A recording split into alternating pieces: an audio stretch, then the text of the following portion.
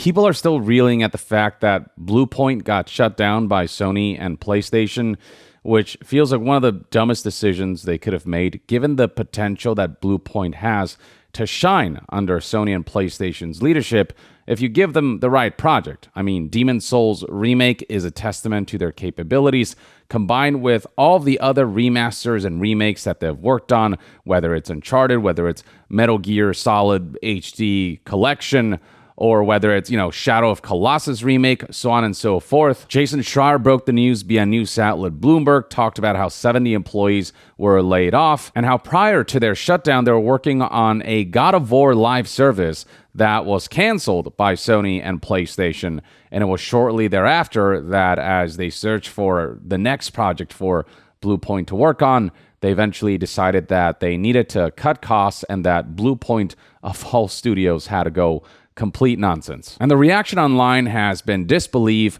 bafflement, as well as ire and fury. In fact, Sony and PlayStation, having sensed this, they actually went radio silent on social media for some time as the backlash began. If you go to PlayStation's Twitter page, for example, you'll find that they haven't posted anything since February 19th, and there's a social media page that literally posts on a daily basis multiple times. You can see right here, February 18th, multiple posts. February 17th, as we scroll further down, multiple posts. They post regularly. Their radio silence is actually quite rare. And that had in large part to do with the fact that this tweet went up shortly after the announcement that Bluepoint would be shut down, them promoting Marathon, a live service right after Bluepoint got shut down because Sony is more focused on live service endeavors. And they also set Bluepoint up for failure by signing them the God of War live service that they canceled, giving Bluepoint a project that they didn't really specialize in, and then blame them for it because after their business reviews, Bluepoint just wasn't meeting whatever expectations they wanted Bluepoint to meet. Now, it is worth highlighting that based on an investigation recently conducted by Detective Seeds,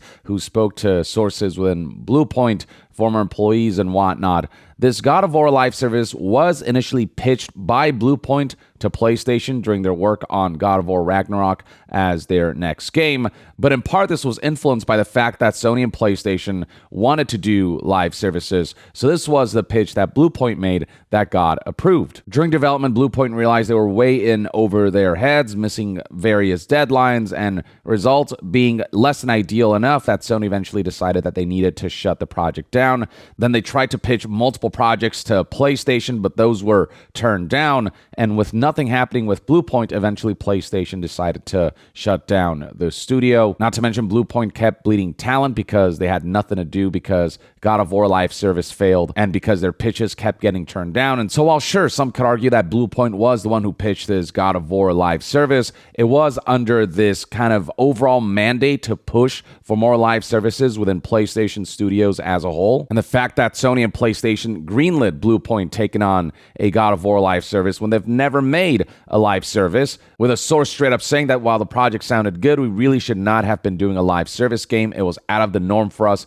and our bandwidth. With Sony and PlayStation not having the foresight to assign Bluepoint something different, something that they actually specialize in my opinion, Sony and PlayStation played an equal part in the downfall of Bluepoint, and them not giving Bluepoint the ability to ship something else, to work on something aside from the God of War live service, something that they're better at, be it remakes and whatnot. And some of those were pitched. Two of the projects that they pitched were, in fact, remakes. The fact still remains the same that Sony and PlayStation ultimately still mishandled Bluepoint after their acquisition. We're just seeing a lot of backlash against Sony and PlayStation and a huge loss of confidence in how they'll handle their studios and upcoming projects moving forward. And a lot of the blame is being shifted to none other than Hermen Hulst, who is in charge of Sony Interactive Entertainment's first-party endeavors.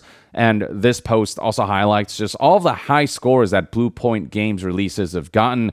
Demon's Souls Remake, among others, like the Eco and Shadow Collection, Shadow of the Colossus Remake, garnering critical acclaim, God of War Collection, Metal Gear Solid HD Collection, Uncharted Collection, Gravity Rush Remastered, all bangers. And beyond the fact that Hermen Hulst is in charge of PlayStation's first-party endeavors, he was also the one to sign this email that was sent to staff. Hermen Hulst, CEO of Studio Business Group, kind of spotlighting the achievements that PlayStation has been able to celebrate over the last year, but also some of the challenges that has led them to make the difficult decision to shut down Bluepoint.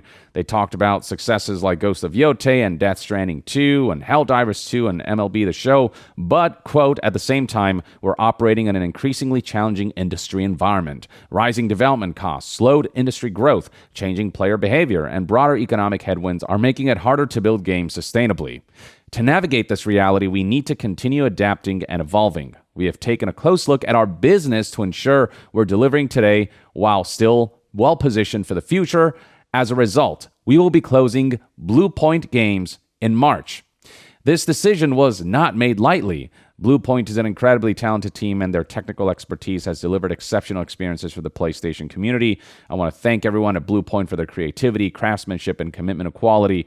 Where possible, we'll work to find opportunities for some impacted employees within our global network of studios. And then he tries to put a positive spin on this, which did not pan out well at all, saying, "While I know this is hard news to hear, I am confident in the direction we're headed. Creativity, innovation, and building unforgettable experiences for players remain at the heart of PlayStation Studios. Then why on God's green earth would you shut down Bluepoint, a studio that was well positioned to deliver exactly the goals you highlighted here: creativity, innovation, and building unforgettable experiences, especially in the realm of remakes and taking old titles and bringing them into the modern era for new people to become acquainted with old series. And especially when Sony and PlayStation's insistence to continue to shotgun spray until they hit a bullseye with just the sheer volume of live services they're pursuing hasn't panned out at all, with plenty of folks now taking to highlighting all of the live service projects that either launched unsuccessfully and got shut down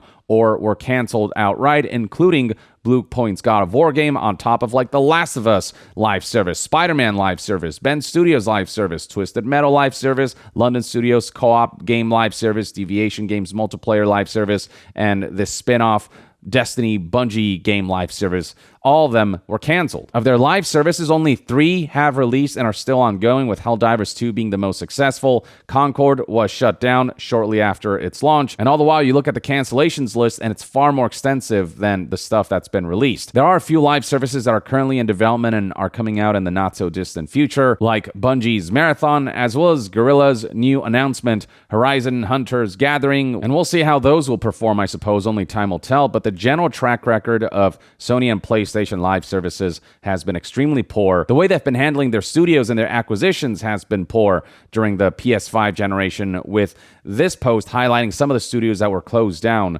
over the last 6 or 7 years or so. Many of them beloved, and yeah, just the sheer amount of posts we're seeing highlighting Sony and PlayStation's failures when it comes to handling their studios and live services has been very prominent. And when you look at just how many of these games have been canceled and how many studios have been shut down, those claims are undeniable. Now, some folks are taking to blaming Jim Ryan, saying that Jim Ryan and Sony's overzealous live service push has got to be one of the worst decisions PlayStation has ever made, in my opinion. And it is true that his era of PlayStation leadership is among the most infamous, but right now, Hermen Hulst is in charge of first-party titles, which is why most of the backlash is being directed at Hermen Hulst, who is the face of PlayStation's first-party endeavors, the face of when things like mass layoffs happen or studio shutdowns, like Bluepoint in particular, such a beloved studio, happens, which is why people are posting things like this, how it feels after the Bluepoint news. Oops, all live service games. And it's Hermen Hulst here as the face of all of this. Some folks are straight up fed up with Hermen Hulst and just flat out saying on social media, Hermen Hulst should be fired for his mismanagement of the games and studios under his umbrella and under his purview, and for taking PlayStation and Sony down the current path that it's headed towards. And if you search the name Hermen Hulst on social media platforms like Twitter right now, you'll find nothing but folks slamming Hermen Hulst, mocking him or criticizing and censuring him for the way he's completely mismanaged PlayStation following Jim Ryan's infamous leadership. Many hoped that Hermen Hulst, having come from Guerrilla Games and having made that studio successful, would take PlayStation in a much better direction than Jim Ryan did, but in many ways it feels like it's just a follow-up to Jim Ryan's era of ruling PlayStation and Sony Interactive Entertainment. And for those not aware of the leadership transition that happened between Jim Ryan and Hermen Hulst, what happened was that back in May of 2024, we got the following news that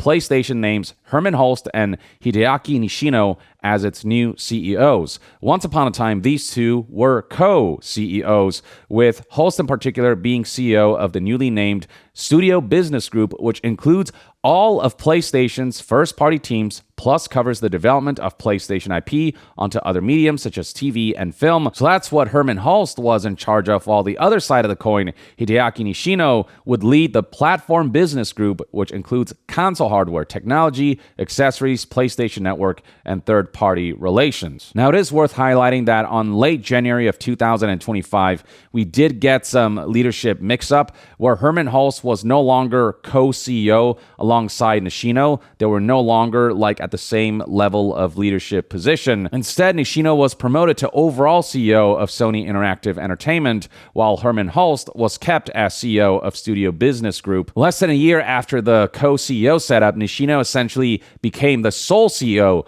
of Sony Interactive Entertainment and became Hermen Hulst's boss. While Hermen Hulst's position, CEO of Studio Business Group, has not changed and his responsibilities largely stayed the same, but likely with more oversight from someone like Nishino, who's now higher up than Hermen Hulst. And it's no coincidence that this happened just a few months after the launch of Concord, which was just an epic failure. It released on August 23rd, 2024. It made literally $0 because 2 weeks after launch, the game had to shut down. They full-on refunded everyone who bought the game, shut down servers, and the game was no more. And it is believed that hundreds of millions of dollars were spent by Sony and PlayStation on acquiring Firewalk Studios, the developer that made Concord, as well as, marketing Concord and giving it all the funds it needs for it to, from what Sony believed, for it to become their next Star Wars. The fact that Nishino was upgraded to overall CEO of Sony Interactive Entertainment and essentially became Hermen Hulst's boss just a few months after Concord's failure, it just seems like too much of a coincidence. It feels like those two events are related, where Sony and PlayStation became less trustful of Hermen Hulst having the same level of leadership as Nishino due to mass failures like Concord that cost Sony and PlayStation a tremendous amount of money. Now, I don't exactly know what went on behind the scenes. I don't know the exact reasoning for why Bluepoint Games specifically was targeted for shutdown. I don't know if it was fully Hermen Hulst's decision due to the fact that Hermen Hulst is not the true full-on boss of Sony Interactive Entertainment. He is in charge of first-party stuff, but he's still got higher-ups who can overrule him, whether it's Nishino or people even higher up from Sony itself, the parent company of PlayStation. But the fact remains that Hermen Hulst is still the face of PlayStation's first-party endeavors, so it's no surprise that a lot of blame would fall on him. And part of me wonders whether Hermen Hulst himself is happy with the direction that PlayStation is going in. Is he just adopting a business model that has been forced upon him, that Sony and the true higher-ups there are mandating? Because the thing is, being the head of a studio like Guerrilla and then being CEO of PlayStation's first-party endeavors as a whole, those are two very different kinds of jobs. Because when he was leader of Guerrilla Games, he was just focused on making the best games that they wanted to make. But then as CEO of PlayStation, he has Sony to answer to directly. And what Sony wants is for Hermen Hulst to ensure that the business is the focus and that the business is profitable. No doubt that Hermen Hulst's own priorities have had to shift because the goals of the corporation as a whole and being a CEO within that corporate structure means that Hermen Hulst's goal also has to be profits and revenue and much more monetization focused. Because on some level, no doubt that is the mandate from the people who are even above Hermen Hulst. But at the same time, Hermen Hulst is essentially the boss of Sony's and PlayStation's first-party endeavors when it comes to video games, and he makes a lot of decisions, and recent decisions just have not paved the road to something that looks like a successful landscape for live services. And in light of all of this, there's been a lot of conversations about the performance of single-player AAA games versus the potential money that live services can make. So for example, right here we have this interview from news outlet The Game Business with Matthew Ball, who's a leading video game advisor and author, who kind of talked about the numbers that are out there right now when it comes to how single-player games are performing. And here's a bit that caught a lot of people's eyes and has raised a lot of conversations on social media. It reads right here: "My conversation with Ball was around single-player story games at one point, and here's what Ball noted, quote, single-player narrative games are having a tough time meeting historical expectations. Tears of the Kingdom drastically underperformed relative to Breath of the Wild, despite Switch being larger. God of War Ragnarok versus God of War, Spider-Man 2 versus Spider-Man 1, basically highlighting how sequels for a lot of these single-player AAA games have performed worse than their predecessors. While their launches were overall more explosive and sold faster during the launch period, in terms of the overall lifespan of the game and the tail ends of those games' sales, that's where overall the predecessors actually perform better than the sequels did. And what companies want to see, what corporations like to see, is growth rather than stagnation. It's not, again, about making enough money. It's about making more money and all the money and kind of giving investors the impression of unlimited growth." The statement continues, "A successful hit here might sell 15 to 30 million units on the high end. And the game completion rates, the game complete trophies for The Last of Us Part 2 sit at around 40 to 50% mark. So 40 to 50% of people will finish a 30-hour story. If you mash that up with other data, we see that the older you get, the more likely you are to have disengaged over time, which is to say a man or a woman 45 plus plays games less today than they did 5 years ago." Matthew Ball also released a full-on analysis talking about all the areas where gaming has seen tremendous growth, whether it's, like Chinese publishers and games that leverage the Chinese market. The mobile industry, when it comes to gaming, has seen a big explosion due to just how much ad revenue is been made, with mobile gaming advertising in particular having generated dozens of billions in gross revenue in 2025. Then you've got experiences like Roadblocks, which has 150 million daily users as of Q3 of 2025, which is more engagement than Steam, PlayStation, and Fortnite combined. Basically highlighting how those are the kinds of numbers that executives look at when they're in positions like CEO of a major conglomerate like Sony and PlayStation. Those are the kinds of numbers that Hermen Hulst has to look at and try to pursue, whether he likes it or not, because of the position that he's in, who is responsible for appeasing to investors and ensuring that his actions all are ultimately for the corporate interest of Sony and PlayStation, which don't always align with ensuring that they output the highest quality product or the most desired products from a company that overall specializes in those single-player campaign story-driven experiences, but are trying to move into the market of live services, which is so woefully oversaturated, and they're just like throwing darts in the dark until one of them hits a bullseye. Because if one of them hits a bullseye, they stand to make billions in revenue. They stand to make revenue that is at the level of like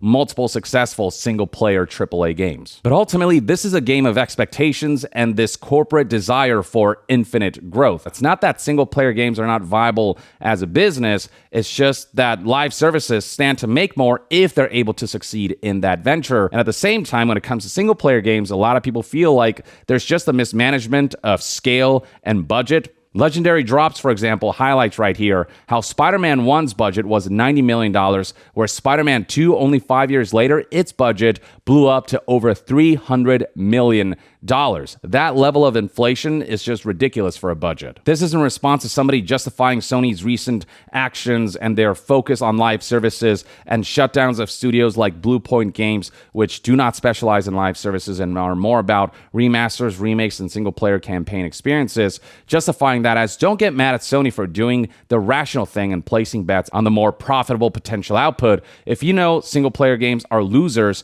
you're better off attempting the live service route, even if 9 out of 10 of them don't make it. This is just rational business decision making. This is a take that has not gone down particularly well. Don't get me wrong, it is true that if you succeed with a live service, you stand to make a lot more money than if you were to succeed with a single-player AAA game.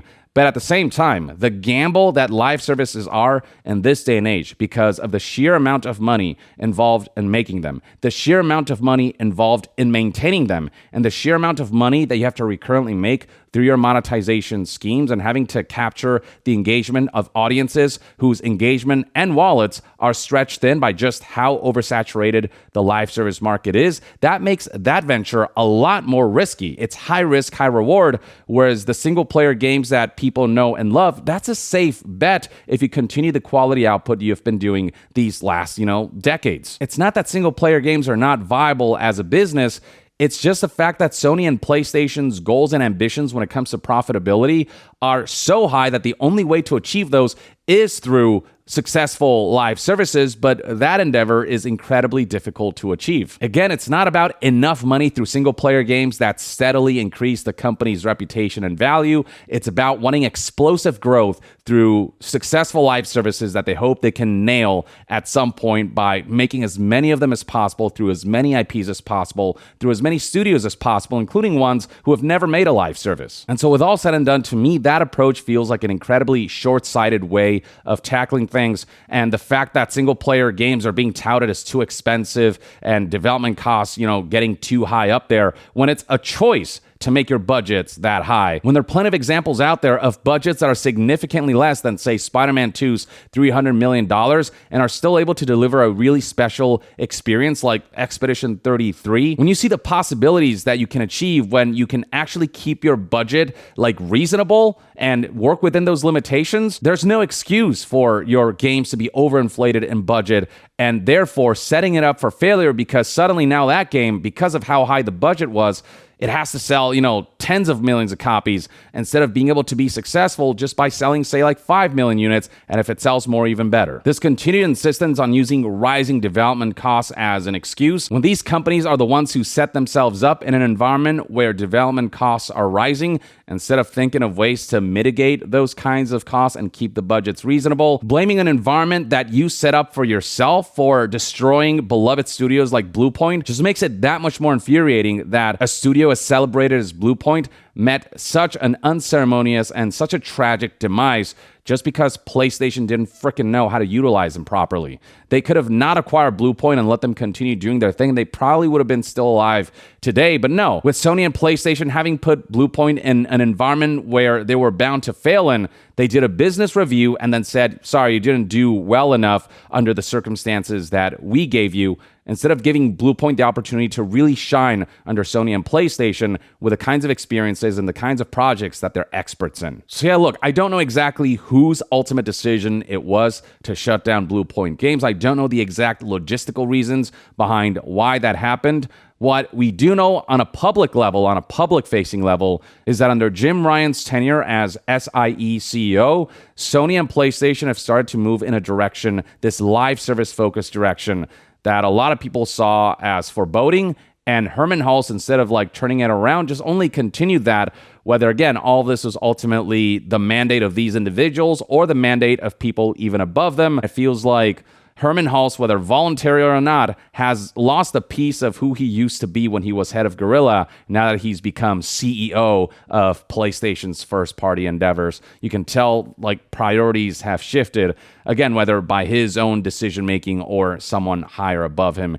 Either way, it sucks to see. I'd love to hear what your thoughts and opinions are on all of this, and to be further updated on all things gaming news, reviews, and discussions, stay tuned right here on Young Yeah. I'll see you guys next time. Young out.